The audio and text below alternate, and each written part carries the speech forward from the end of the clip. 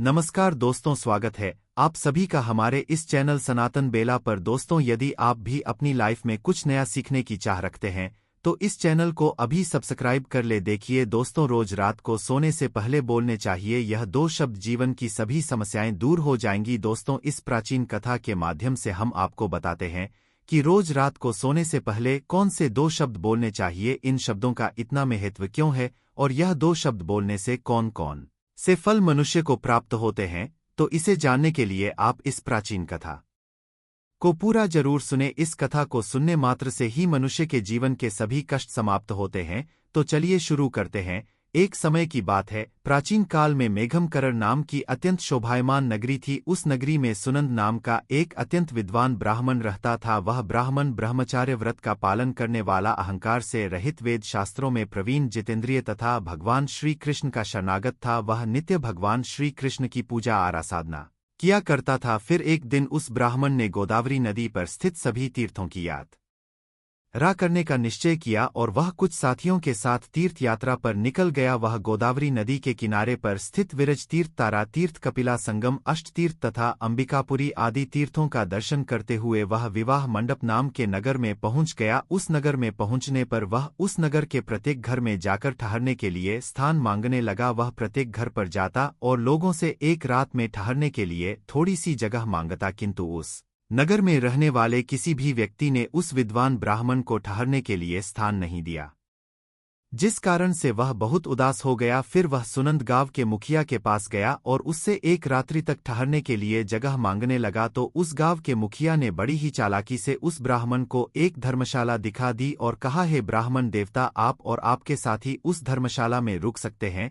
मुखिया की बात सुनकर सुनंद को बड़ी प्रसन्नता हुई। वह अपने साथियों के साथ उस धर्मशाला के पास गया तो देखा उस धर्मशाला में कोई नहीं है, वह धर्मशाला वीरान पड़ी है। एक पक्षी भी उस स्थान पर दिखाई नहीं पड़ रहा था। ब्राह्मण ने सोचा, यह जगह तो बहुत ही वीरान है, ना कोई मनुष्य है, ना कोई पशु है और ना कोई पक्षी। अवश्य यह जगह श्रापित होगी, इस जगह पर जरूर कोई बुरी शक्ति का वास है। इतना सोचते हुए वह भगवान का नाम लेते हुए उस धर्मशाला में रहने के लिए चला गया। ब्राह्मण और उसके सभी साथी उस धर्मशाला में रात्रि के लिए सो गए। फिर दूसरे दिन जब वह सुनंद ब्राह्मण उठा तो वहां का दृश्य देखकर उसे बड़ा आश्चर्य हुआ। उसके सभी साथी गायब थे, कहीं पर भी कोई नजर नहीं आ रहा था। उस सुनंद ने चारों ओर देखा लेकिन उसे कोई भी नजर नहीं आया। उसने आवाज भी लगाई लेकिन किसी ने कोई जवाब नहीं दिया, जिससे सुनंद बहुत दुखी हो गया। वह सोचने लगा, मेरे साथी अचानक कहाँ गायब हो गए, कहीं उनके साथ कोई अशुभ घटना तो नहीं घटी। फिर वह सुनंद ब्राह्मण अपने साथियों को खोजने के लिए नगर में चला गया तो रास्ते में उसे वह गांव का मुखिया मिला। जैसे ही मुखिया ने उस सुनंद ब्राह्मण को जीवित देखा तो मुखिया को बड़ा आश्चर्य हुआ और वह मुखिया उस सुनंद के पास आकर बोलने लगा, हे ब्राह्मण देवता, आप अवश्य कोई महात्मा दिखाई पड़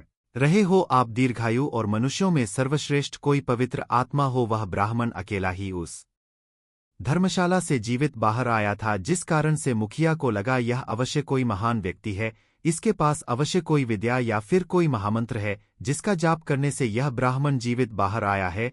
फिर मुखिया ने उस ब्राह्मण से प्रार्थना की और उसे अपने गांव में ठहरने के लिए मनाने लगा। हे ब्राह्मण देवता, जब तक आपके साथी नहीं मिल जाते आप हमारे साथ ही रुकिए, मैं आपकी सेवा करूंगा। ऐसा कहकर उस मुखिया ने उस ब्राह्मण को अपने घर में स्थान दिया और उसकी बड़ी सेवा करने लगा। फिर कुछ दिन बीतने के बाद वह मुखिया उस ब्राह्मण के पास रोता हुआ आ गया और कहने लगा, हे ब्राह्मण देवता, रक्षा करो, कल रात में एक राक्षस ने मेरे पुत्र को चबा लिया है। मेरा पुत्र बड़ा ही गुणवान और संगीत भक्तिमार्ग। सुनंद ब्राह्मण ने पूछा, हे भाई, कहाँ है राक्षस, किस प्रकार से उस राक्षस ने तुम्हारे पुत्र का भक्षण किया है, तुम मुझे बताओ, वह राक्षस कहाँ रहता है, मैं अवश्य तुम्हारी सहायता करने का प्रयास करूंगा। वह मुखिया कहने लगा, हे ब्राह्मण देवता, इस नगर के पास जंगल में एक बड़ा भयंकर नरभक्षी राक्षस रहता है। वह रोज रात को आकर इस नगर के मनुष्यों को खा लिया करता था। फिर एक दिन समस्त नगरवासियों ने उस राक्षस से विनती की कि वह इस नगर के लोगों को ना खाएं, हम तुम्हारे लिए भोजन की व्यवस्था कर देते हैं।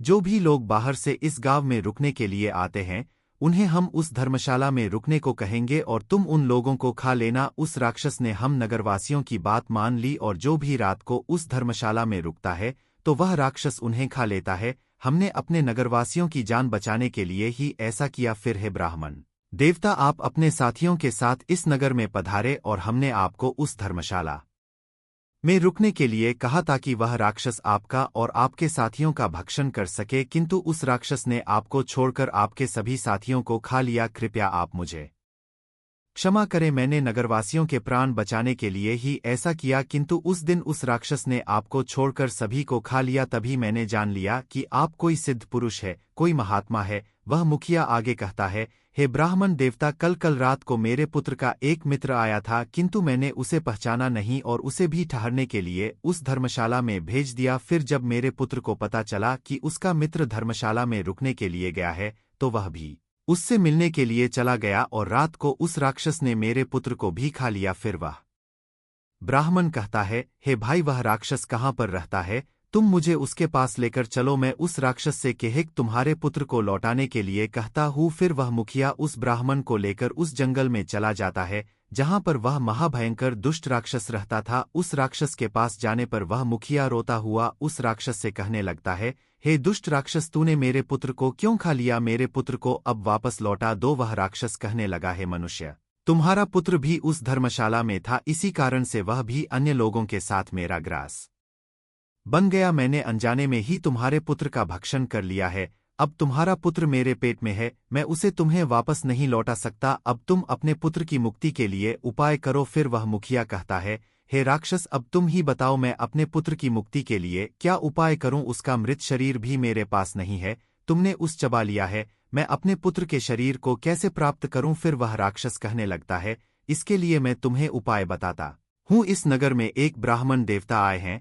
उस रात वे एक मंत्र का जाप कर रहे थे, जिस कारण से मैं उन्हें खा ना सका। यदि वह ब्राह्मण देवता आकर मेरे ऊपर उस मंत्र का जाप करके जल छिड़क दे तो मुझे इस राक्षस के शरीर से मुक्ति मिल जाएगी और तुम्हारे पुत्र का शरीर भी तुम्हें मिल जाएगा। तब उस मुखिया के साथ खड़ा वह सुनंद ब्राह्मण कहने लगता है, हे राक्षस, वह ब्राह्मण मैं ही हूं जिसे उस रात तुमने नहीं खाया। फिर वह राक्षस उस सुनंद की ओर देखता है और प्रणाम करते हुए कहता है, हे ब्राह्मण देवता, आपके दर्शन करके मैं धन्य हुआ।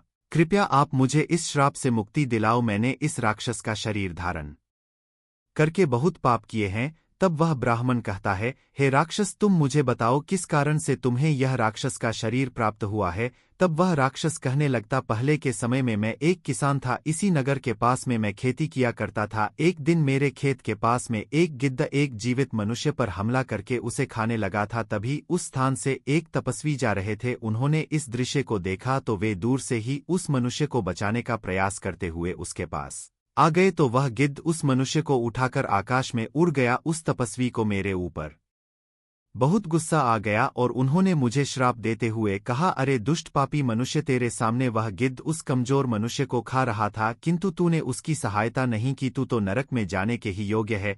जो मनुष्य समर्थ होकर भी दीन तथा भयभीत लोगों को कष्ट में देखकर भी उनकी सहायता करने नहीं जाता, उसे यमदूत कुंभी पाक नरक में गिराते हैं।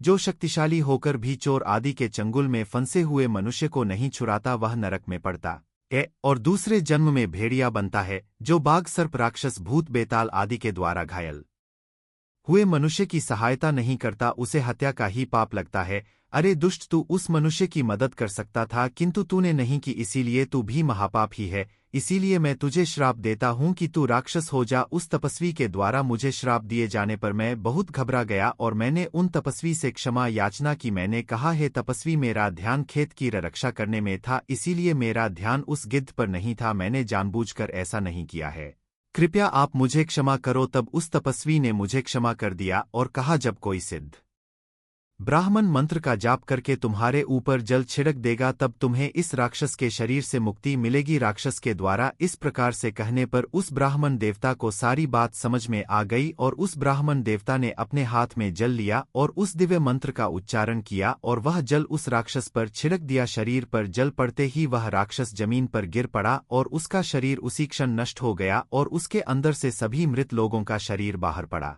उसमें उस मुखिया के बेटे का भी शरीर था। उस मंत्र के प्रभाव से उस राक्षस को और उसके पेट के अंदर के सभी मनुष्यों को एकदम से मुक्ति मिल गई और सभी दिव्य विमानों में बैठकर विष्णु लोक को जाने लगे। फिर उस मुखी ने अपने पुत्र को अंतिम विदाई दी और उस ब्राह्मण की ओर देखते हुए उसे प्रणाम करके कहने लगा, हे ब्राह्मण देवता, कृपया आप मुझे बताइए वह कौन सा मंत्र है जिसका आप रोज जाप करते हैं, जिसके प्रभाव से उस दुष्ट राक्षस को भी मुक्ति मिल गई। वह ब्राह्मण कहने लगता है, हे भाई, यह मंत्र मुझे मेरे गुरु के द्वारा प्राप्त हुआ है। जो भी मनुष्य रोज रात को सोने से पहले इस मंत्र का उच्चारण करता है, उसे किसी चीज का भय नहीं रहता, उसके सभी कष्ट समाप्त हो जाते हैं।